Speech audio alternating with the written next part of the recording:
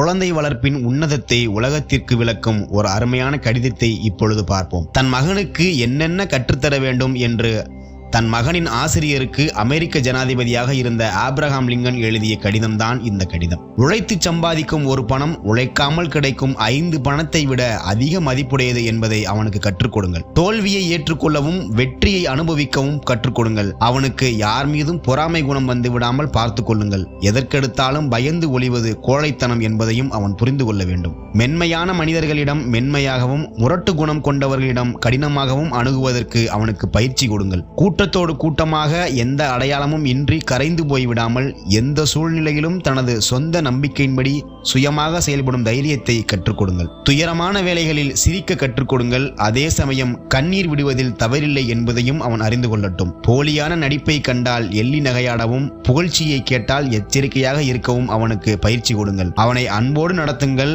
ஆனால் சலுகை காட்டி மற்றவர்களை சார்ந்திருக்க வைக்க வேண்டாம். ஏனென்றால் கடுமையான நெருப்பில் புடம் போடப்பட்ட இரும்புதான் உறுதியானதாக மாறுகிறது.